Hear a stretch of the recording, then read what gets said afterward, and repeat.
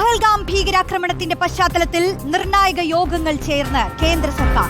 പ്രധാനമന്ത്രിയുടെ അധ്യക്ഷതയിൽ ചേർന്ന മന്ത്രിസഭായോഗം സ്ഥിതിഗതികൾ വിലയിരുത്തി.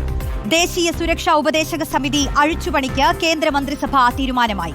മുൻ റോ മേധാവി അലോക് ജോഷിയെ ചെയർമാനായി നിയമിച്ചു. തീരുമാനങ്ങൾ വിശദീകരിക്കാനായി കേന്ദ്ര സർക്കാരിന്റെ വാർത്താ സമ്മേളനം ഉടനുണ്ടാകും. പ്രത്യേക പാർലമെന്റ് സമ്മേളനം വിളിക്കുന്നതും മന്ത്രിസഭായോഗത്തിൽ ചർച്ചയായി. വിവരങ്ങളുമായി PR സുനിൽ ചേരുന്നുണ്ട്. സുനിൽ, നിർണായക നീക്കവുമായി കേന്ദ്രം മുന്നോട്ട് നീങ്ങുകയാണ്. തിരിച്ചടിക്കുക എന്ന ലക്ഷ്യത്തോടെ തന്നെയാണെന്ന് ഈ നിമിഷത്തിലും വെളിപ്പെടുന്നു. ഇതിപ്പോൾ ഒരു വാർത്താ സമ്മേളനം നമ്മൾ കാത്തിരിക്കുന്നുണ്ട്. ഈ നിമിഷം എത്രത്തോളം നിർണായകമാണ്? വാർത്താ സമ്മേളനത്തിലൂടെ എന്താണ് കേന്ദ്രം ഉദ്ദേശിക്കുന്നത്, വിശദീകരിക്കാൻ ശ്രമിക്കുന്നത്? രോഷ്നി, 4 മണിക്കാണ് കേന്ദ്ര മന്ത്രിസഭാ തീരുമാനങ്ങൾ വിശദീകരിച്ചുകൊണ്ടുള്ള വാർത്താ സമ്മേളനം നാഷണൽ മീഡിയ സെന്ററിൽ നടക്കുക. കേന്ദ്രമന്ത്രി അശ്വിനി വൈഷ്ണവ് ആയിരിക്കും വാർത്താ സമ്മേളനം നടത്തുക. ഏതായാലും ഇന്ന് കേന്ദ്രമന്ത്രിസഭയുടെ പല ഘട്ടങ്ങളിലായുള്ള യോഗങ്ങളാണ് നടന്നത്. പ്രത്യേകിച്ച് രാവിലെ 11 മണിക്ക് കേന്ദ്രമന്ത്രിസഭയുടെ സുരക്ഷാകാര്യ സമിതി, അതിനുശേഷം സാമ്പത്തികകാര്യ സമിതി, അതിന് പിന്നാലെ കേന്ദ്രമന്ത്രിസഭയുടെ രാഷ്ട്രീയകാര്യ സമിതിയും യോഗം ചേർന്നു. പിന്നീട് കേന്ദ്രമന്ത്രിസഭാ യോഗവും ചേർന്നു. ഏതായാലും ഈ യോഗങ്ങളിലൊക്കെ തന്നെ പ്രധാനപ്പെട്ട അജണ്ടയായിരുന്നത് പഹൽഗാം ഭീകരാക്രമണത്തിന് സൈന്യം നൽകാൻ പോകുന്ന തിരിച്ചടി തന്നെയായിരുന്നു. ഇന്നലെ പ്രധാനമന്ത്രി നരേന്ദ്രമോദി പ്രത്യേക സുരക്ഷാ സമിതി യോഗം വിളിച്ചിരുന്നു. ഈ യോഗത്തിൽ ദേശീയ സുരക്ഷാ ഉപദേഷ്ടാവ് അജിത് ഡോവലിനൊപ്പം തന്നെ സംയുക്ത സേനാ മേധാവി, 3 സേനകളുടെയും മേധാവി, പ്രതിരോധ മന്ത്രി രാജ്നാഥ് സിംഗ് എന്നിവർ പങ്കെടുത്തിരുന്നു. ഈ യോഗത്തിലാണ് സേനയ്ക്ക് എല്ലാ സ്വാതന്ത്ര്യവും പ്രധാനമന്ത്രി പ്രഖ്യാപിച്ചത്. സേനയ്ക്ക് ഈ ഒരു പെഹൽഗാം ഭീകരാക്രമണത്തിന് ഏത് രീതിയിൽ മറുപടി നൽകണം എന്നത് സ്വതന്ത്രമായി തീരുമാനിക്കാം. എപ്പോൾ, എവിടെ, എങ്ങനെ ആക്രമണം നടത്തണം എന്ന കാര്യവും തീരുമാനിക്കാമെന്ന് പ്രഖ്യാപിച്ച് പൂർണ്ണ സ്വാതന്ത്ര്യം സേനയ്ക്ക് നൽകിയിരുന്നു. ഏതായാലും ആ വിഷയം ഇന്ന് കേന്ദ്രമന്ത്രിസഭയുടെ കൂടി അംഗീകാരം വാങ്ങിയിരിക്കുകയാണ്. ഏതായാലും കേന്ദ്രമന്ത്രിസഭയുടെ അംഗീകാരത്തോടെ ഒരു സർക്കാരിന്റെ നടപടി എന്ന നിലയിൽ തന്നെ സേനയുടെ നീക്കം ഇപ്പോൾ കേന്ദ്ര സർക്കാർ മുന്നോട്ട് കൊണ്ടുപോവുകയാണ്. ഏതായാലും പാകിസ്ഥാന് ശക്തമായ തിരിച്ചടി നൽകുക തന്നെ ചെയ്യും. അത് ഏത് നിമിഷവും ഉണ്ടാകാം എന്നുള്ള വ്യക്തമായ സൂചനകൾ തന്നെയാണ് ദില്ലിയിൽ നിന്ന് പുറത്തു വരുന്നത്. ഏതായാലും അതിനുള്ള എല്ലാ സ്വാതന്ത്ര്യവും സൈന്യത്തിന് നൽകിയിരിക്കുകയാണ്. ഒപ്പം തന്നെയാണ് ഇപ്പോൾ ദേശീയ സുരക്ഷാ ഉപദേശക സമിതി കൂടി ഇപ്പോൾ പുനഃസംഘടിപ്പിച്ചിരിക്കുന്നത്.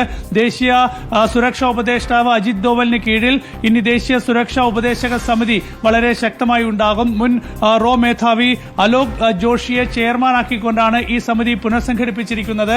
മുൻ കര, നാവിക, വ്യോമസേനകളിലെ പ്രധാനപ്പെട്ട ഉദ്യോഗസ്ഥന്മാരെ കൂടി ഉൾപ്പെടുത്തിക്കൊണ്ടാണ് ഇപ്പോൾ ഈ സമിതി പുനഃസംഘടിപ്പിച്ചിരിക്കുന്നത്. അങ്ങനെ ഈ ഒരു ദേശീയ സുരക്ഷാ ഉപദേശക സമിതിയുടെ കാര്യത്തിലൊക്കെ തന്നെ ഉണ്ടായ വീഴ്ചകൾ കൂടി മുന്നിൽ കണ്ടുകൊണ്ട് തന്നെയാണ് ഏതായാലും കേന്ദ്ര സർക്കാർ ഇപ്പോൾ ഇങ്ങനെയൊരു തീരുമാനം എടുത്തിരിക്കുന്നതെന്ന് നമുക്ക് വിലയിരുത്താം. ഏതായാലും അല്പസമയത്തിനകം വാർത്താ സമ്മേളനം നടക്കും. ആ വാർത്താ സമ്മേളനത്തിൽ കേന്ദ്രമന്ത്രിസഭാ ചർച്ചകളുടെ പ്രധാനപ്പെട്ട തീരുമാനങ്ങൾ കേന്ദ്രമന്ത്രി അശ്വിനി വൈഷ്ണവ് വിശദീകരിക്കും. ഏതായാലും കോൺഗ്രസ് ആവശ്യപ്പെടുന്നത് ഈ പെഹൽഗാം ഭീകരാക്രമണത്തിന്റെ പശ്ചാത്തലത്തിൽ ഒരു പ്രത്യേക പാർലമെന്റ് സമ്മേളനം വിളിച്ച് സ്ഥിതിഗതികൾ ചർച്ച ചെയ്യണം എന്നതാണ്.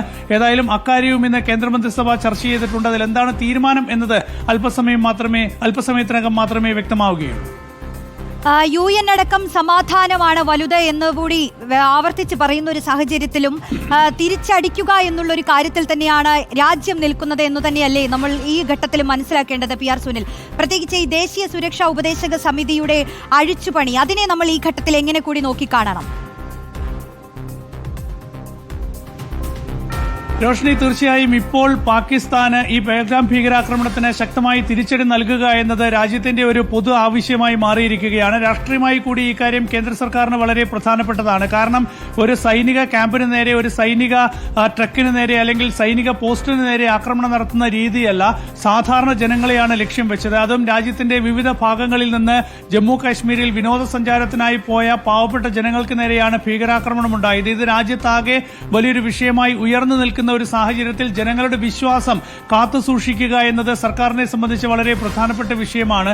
നമുക്കറിയാം, കേന്ദ്ര ആഭ്യന്തരമന്ത്രി അമിത്ഷാ പലതവണ പാർലമെന്റിൽ ജമ്മു കാശ്മീരിൽ സ്ഥിതിഗതികൾ ശാന്തമാണ്, അവിടെ ഭീകരവാദം കുറഞ്ഞു, എല്ലാവർക്കും ഇനി ജമ്മു കാശ്മീരിലേക്ക് പോകാം എന്നൊക്കെ പലയാവർത്തി പറഞ്ഞതാണ്. ഇതൊക്കെ വിശ്വസിച്ചാണ് ജനങ്ങൾ ജമ്മു കാശ്മീരിലേക്ക് പോയത്. അവരാണ് ഭീകരാക്രമണത്തിൽ കൊല്ലപ്പെട്ടത്. അപ്പോൾ ഇതൊരു നിസ്സാര വിഷയമല്ല.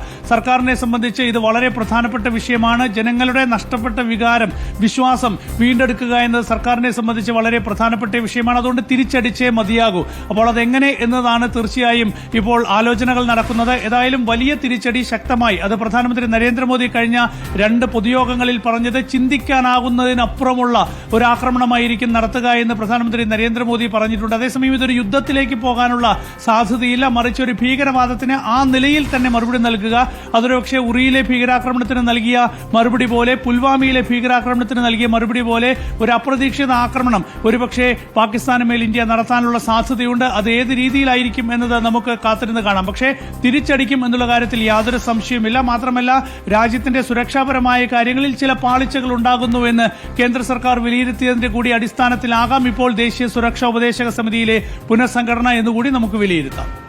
തീർച്ചയായും സുരക്ഷ സംബന്ധിച്ചും വലിയ കാര്യങ്ങൾ നിലനിൽക്കുന്ന ഒരു സാഹചര്യം തന്നെയാണ്. പക്ഷേ ഈ ഇന്ത്യ ഇപ്പോൾ നടത്തിക്കൊണ്ടിരിക്കുന്ന നീക്കങ്ങൾ അത് അറിയുന്നുണ്ട് എന്ന് പാകിസ്ഥാൻ പറയുന്ന ഒരു സാഹചര്യം, പ്രത്യേകിച്ച് ഇന്ത്യ തിരിച്ചടിക്കാൻ ഒരുങ്ങുകയാണ്, ആക്രമണം നടത്തുമെന്ന് പാകിസ്ഥാൻ വിലയിരുത്തുന്ന, അത്തരത്തിൽ തിരിച്ചറിയുന്ന ഒരു ഘട്ടമെന്ന് അവർ തന്നെ പറയുന്ന ഒരു സാഹചര്യത്തിൽ ഇന്ത്യ എങ്ങനെയായിരിക്കും അപ്രതീക്ഷിതമായ ഒരു ആക്രമണം? പ്രത്യേകിച്ച് പുൽവാമയിലൊക്കെ നമ്മൾ കണ്ടിട്ടുള്ള ബാലക്കോട്ടിൽ ഉള്ള ഒരു സൈനിക നീക്കം അത് അപ്രതീക്ഷിതം തന്നെയായിരുന്നു. പാകിസ്ഥാനെ സംബന്ധിച്ച് അതൊരു വലിയ തിരിച്ചടിയായി മാറി.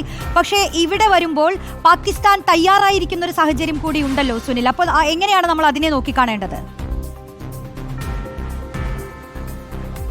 തീർച്ചയായും ഒരു സമയമെടുത്തുള്ള നീക്കം തന്നെയായിരിക്കും ഇക്കാര്യത്തിൽ സർക്കാർ അല്ലെങ്കിൽ സേന നടത്തുക എന്നാണ് മനസ്സിലാക്കാൻ കഴിയുന്നത്. നമുക്കറിയാം, പുൽവാമ ഭീകരാക്രമണത്തിന് പിന്നാലെ ബാലാക്കോട്ടിൽ മിന്നലാക്രമണം നടത്തിയത് 12 ദിവസത്തിന് ശേഷമാണ്. അപ്പോൾ 10 ദിവസം ഇക്കാര്യത്തിൽ കൂടിയാലോചനകൾ നടന്നു.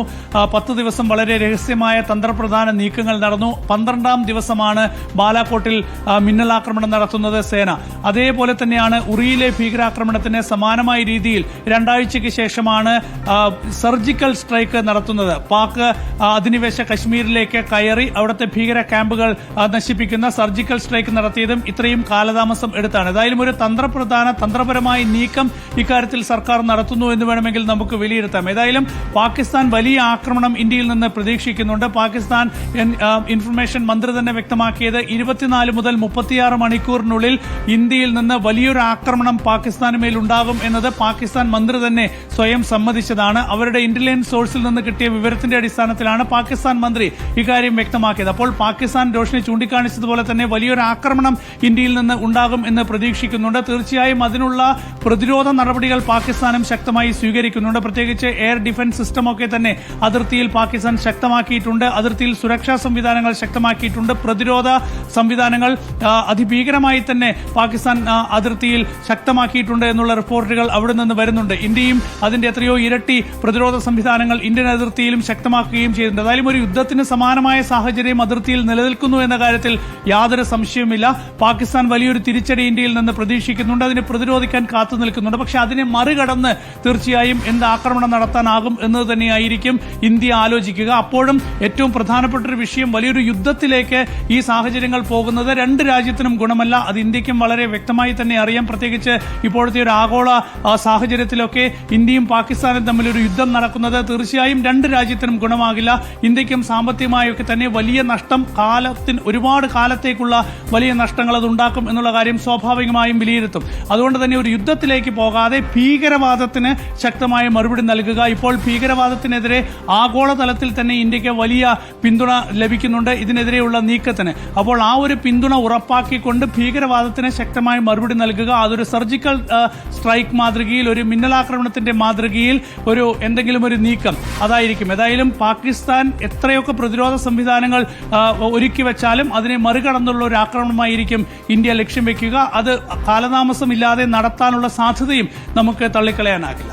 ഓക്കെ, എന്തായാലും തയ്യാറെടുക്കുകയാണ് ഇന്ത്യ. ഏത് തരത്തിലുള്ള ആക്രമണമായിരിക്കും എന്നുള്ളതാണ് രാജ്യം ഉറ്റുനോക്കുന്നത്.